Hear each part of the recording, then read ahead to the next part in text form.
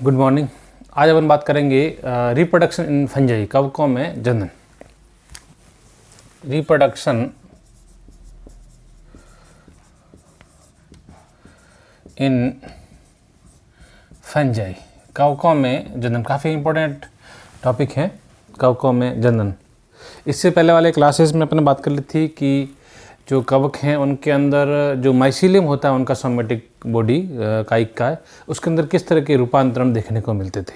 रूपांतरण में सबसे इम्पोर्टेंट अपने स्क्लेरोसिम पढ़ा है, और स्क्लेरोसिम के अलावा राइजोमॉर्फ पढ़ा है। राइजोमॉर्फ जो होता है वो एक बायोलुमिनेसेंट कवकों में भी देखने को मिलता है।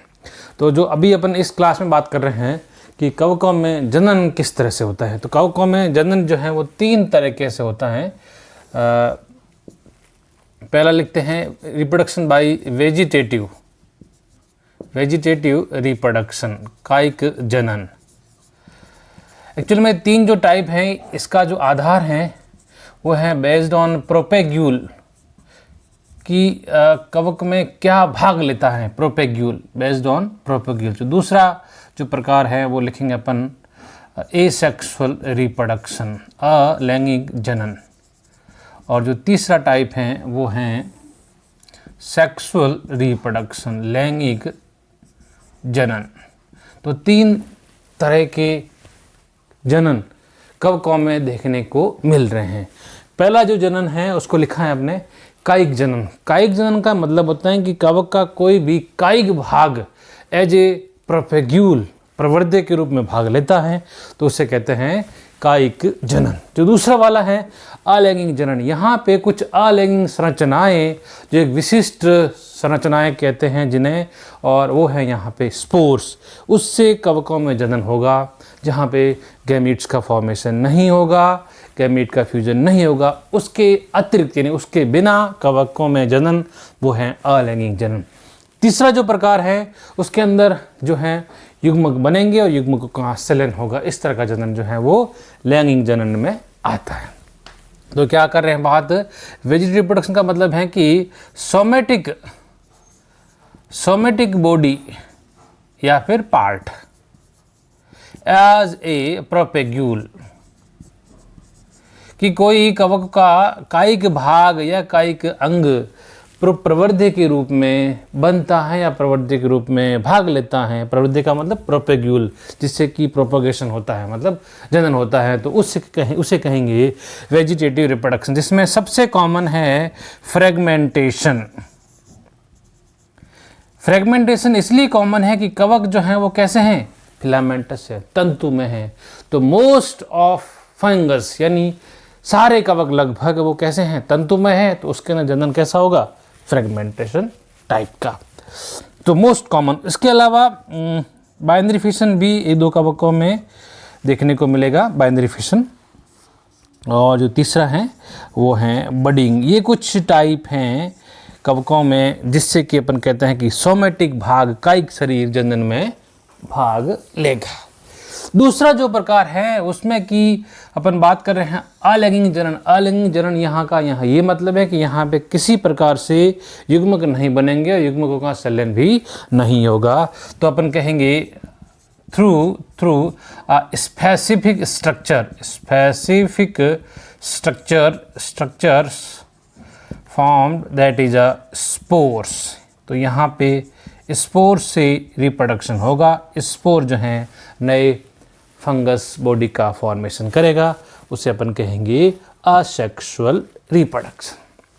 तीसरा जिसके अंदर अपन अभी बात कर रहे थे कि involve formation and fusion of gametes. यहाँ पे युग्मकों का निर्माण भी होगा और उनका आपस में संलयन भी होगा, प्लस में इनमें मियोसिस भी होगी। आल्सो इन्वॉल्व मियोसिस का इन्वॉल्वमेंट भी होगा। तो इस तरह की प्रोसेस जिसमें युग्मक बनेंगे, युग्मक बनने का प्रक्रिया जो है मियोसिस होगी, और उससे फिर वो जाके युग्मक जो हैं वो आपस में संलयन करेंगे। इस प्रकार के रिप्रोडक्शन को अपन कहेंगे सेक्सुअल रिप्रोडक्शन। तो ये 3 इम्पोर्टेंट टाइप हैं कवकों में जनन के लिए। वापस बात करते हैं, क्या आपने बात करी है कवकों के लैंगिक जनन, काफ़ी इंपॉर्टेंट है, फिर अब इसको डिटेल में डिस्कस करेंगे। तो 3 इंपॉर्टेंट टॉपिक हैं कवकों के रिप्रोडक्शन के लिए। पहला है वेजिटेटिव यानी कायिक जनन, जिसका अर्थ होता है कि कवकों में कोई उसका कायिक शरीर, कायिक अंग अगर जनन में भाग लेता है तो उसे कहते हैं कायिक जनन। दूसरा है अलैंगिक जनन, अलैंगिक जनन का मतलब यहाँ पे बीजाणुओं से जनन। और तीसरा है युग्मकों के संलयन और युग्मकों के निर्माण से जनन, उसको कह रहे हैं सेक्सुअल रिप्रोडक्शन। तो अपन पहला शुरू करते हैं वेजिटेटिव प्रोपगेशन, कायिक जनन, जिसमें से अब देखो फ्रेगमेंटेशन एक ऐसा प्रोसेस है जिसको अपन पहले भी हर एक में डिस्कस करते हैं, उसको डिस्कस नहीं करेंगे।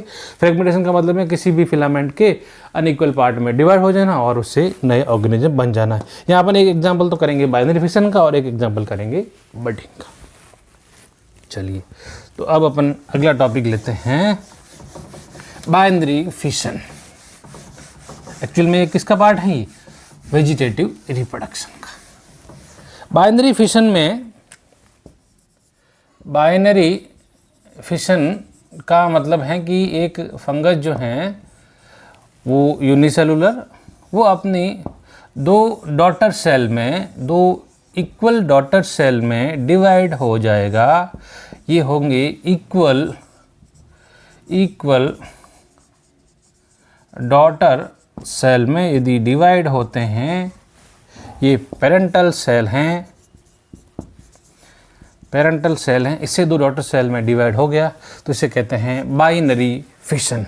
एग्जाम्पल हैं इसका यीस्ट, यीस्ट में भी साइजो सैकरोमाइसीस, इसके अंदर ये इस प्रकार का रिप्रोडक्शन देखने को मिलता है। ठीक है, फिशनेट यीस्ट, इसको फिशनेट यानी बाइनरी फिशन वाला यीस्ट कहते हैं। ये एग्जाम्पल इंपॉर्टेंट है।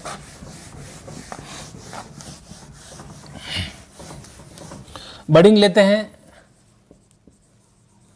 बडिंग का मतलब हुआ कि एक, इसका एग्जाम्पल भी यीस्ट ही है, लेकिन ये यीस्ट हैं सैक्रोमाइसीस, सैक्रोमाइसीस सिरेविसाई, सैक्रोमाइसीस सिरेविसाई, जिसको कि बडिंग यीस्ट तो कह ही रहे हैं क्योंकि इसमें बडिंग हो रहा है। इसको बडिंग यीस्ट भी कहते हैं, इसको ब्रेवर्स यीस्ट भी कहते हैं, और क्योंकि ये बेकरी में भी काम आता है तो इसको बेकर्स यीस्ट भी कहा जाता है। ये भी एक इम्पोर्टेंट पॉइंट है। क्या होता है कि यीस्ट, ये एक यीस्ट है, उसके अंदर बड़ा सा वैक्यूल होता है और यहाँ पे उसका न्यूक्लियस, एक तरफ यहाँ से इसकी बड निकलती हैं, एक तरफ यहाँ से इसकी बड का फॉर्मेशन होता है, इसलिए इसको बडिंग कहते हैं। और ये क्योंकि यहाँ पे इसका जो न्यूक्लियस का डिवीज़न शुरू होने की वजह से बड निकलती हैं, ये इसका न्यूक्लियस डिवाइड कर रहा है, ये बड लार्ज हो गया, इससे क्या होगा कि ये एक न्यूक्लियस का एनलार्जमेंट, ये इसका वैक्यूल, और फिर जो है पेरेंट सेल के साथ ही न्यूक्लियस जो है वो क्या हो गया, सेपरेट कर गया। ये आ गई इसकी एक डॉटर सेल्स, ये डॉटर सेल बन गई हैं, ये 2 सेल बन गए। एक्चुअल में 2 सेल बन गई हैं, है तो दोनों ही डॉटर सेल हैं बट ये अनइक्वल है डॉटर सेल, बट कैसी हैं, अनइक्वल, असमान डॉटर सेल।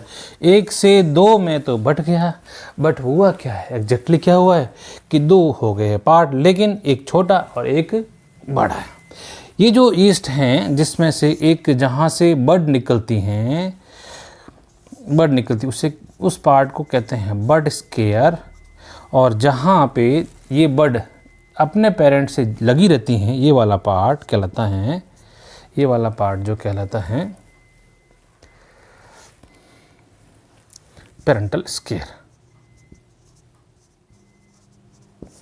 तो इस तरह से क्या हो गया, एक बॉडी जो है वो डिटैचमेंट स्कार भी कहते हैं, एक बॉडी जो है वो 2 बॉडी में कन्वर्ट होगी, उसका एग्जांपल है सैक्रोमाइसीस सिरेविसाई, यानी ये हो गया बडिंग यीस्ट। एक और इसमें इम्पोर्टेंट बात ये है कि यदि यही प्रोसेस शुगर सॉल्यूशन में हो, यानी यीस्ट को शुगर सॉल्यूशन में रख दिया जाए, in abundance of sugar solution, sugar के सॉल्यूशन में इसको रख दिया जाए, तो यीस्ट में जो बडिंग है वो कंटिन्यूसली होती रहती हैं, यानी उसकी डॉटर सेल जो है वो डिटैच नहीं होती, कंटिन्यूस प्रोसेस होता रहता है, जिसकी वजह से एक फिलामेंट लाइक स्ट्रक्चर बन जाती हैं, फिलामेंट लाइक स्ट्रक्चर बन जाती हैं लॉन्ग, एग्जैक्टली वो फिलामेंट नहीं है तो इसे कहते हैं सूडो फिलामेंट, ठीक है, या फिर सूडो माइसीलियम का फॉर्मेशन भी देखने को मिलता है। क्लियर?